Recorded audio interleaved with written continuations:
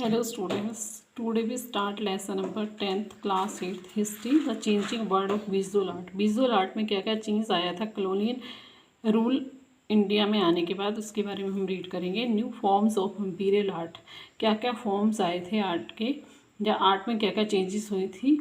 जो 18th century British traders, artist and rulers.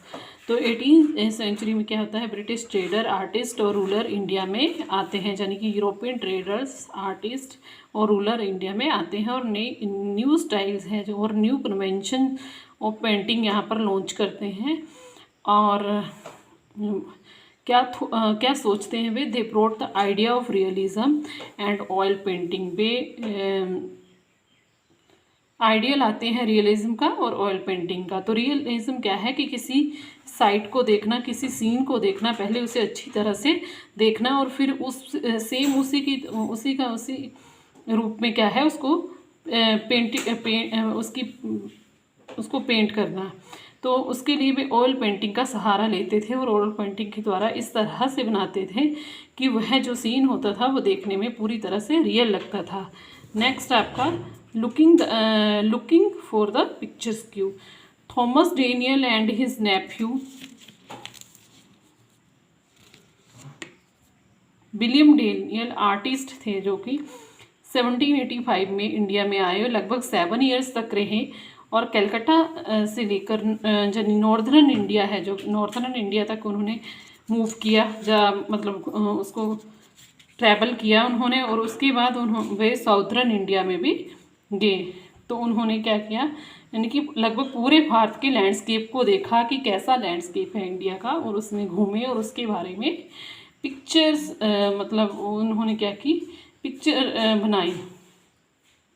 तो third है आपका, सेकंड है इनग्रेविंग पेंटिंग्स। तो इनग्रेविंग पेंटिंग्स क्या होती हैं, a picture printed on the paper. एक पिक्चर है जो पेपर के ऊपर प्रिंट की जाती है और उसको बाद में लकड़ी के या मेटल के उसके ऊपर रख के डिज़ाइन किया जाता है और फिर बाद में उसे कट किया जाता है। यह क्या है, एक पेंटिंग का ही स्टाइल है।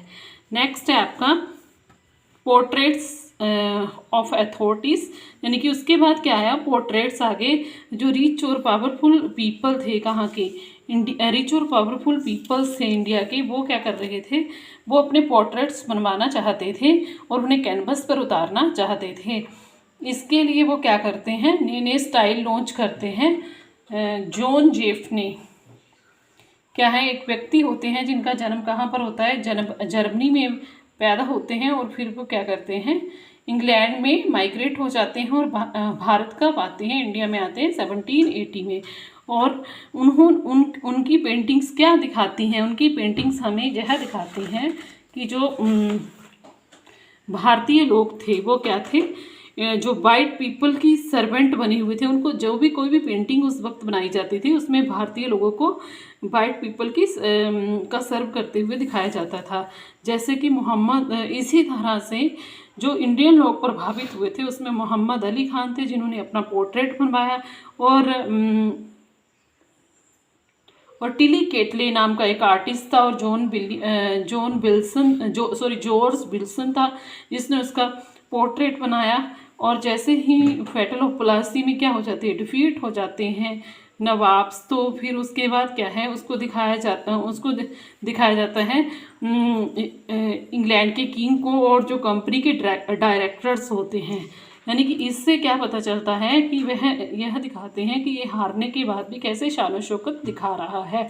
हालांकि वो क्या है, उस वक्त जो नवाब्स होते हैं उनके ऊपर अंग्रेज़ों का रूल होता है।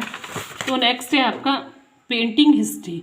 थर्ड कैटेगरी जो है पेंटिंग की जो उस वक्त लॉन्च की गई वो इम्पीरियल आर्ट थी। इसमें क्या था, जो पेंटिंग्स थी वो उसमें उन्होंने अपनी विक्ट्रीज को सेलिब्रेट किया। जितनी भी उस वक्त पेंटिंग्स बनी हुई विक्ट्री को सेलिब्रेट करते थे। फ्रांसिस हाईमैन नाम के एक व्यक्ति थे जो 1762 में इंडिया में आए और वॉक्सहॉल गार्डन जो कि लंदन में है, तो जो ये पेंटिंग्स बनाई थी वहाँ पर जैसे उसमें उन्होंने कौन सी पेंटिंग, विक्ट्री ऑफ प्लासी की, जिसमें क्या है मीर जाफर को जब नवाब बना रहे होते हैं वो दिखाया गया होता है कि मीर जाफर कैसे अंग्रेज़ों के आगे क्या है झुका हुआ होता है। तो यह वह दिखाते थे कि जो भारतीय लोग हैं वो हमारे किस तरह से गुलाम है।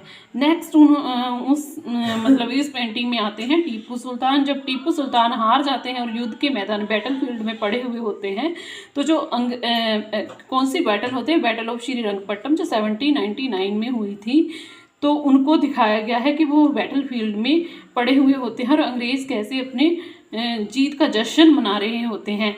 इस तरह से जो ये सारी पेंटिंग्स थी वह यह दिखाती थी कि उनमें जो भारतीय लोग थे उनकी ग्लोरी नहीं बताई जाती थी, उनमें सिर्फ जो इंग्लिश पीपल थे, जो ब्रिटिशर लोग थे, उनकी ग्लोरी के बारे में ही बताया जाता, उनकी शान शौकत और कैसे उन्होंने अनेक्स किया इंडिया को, इस बारे में दिखाया जाता था।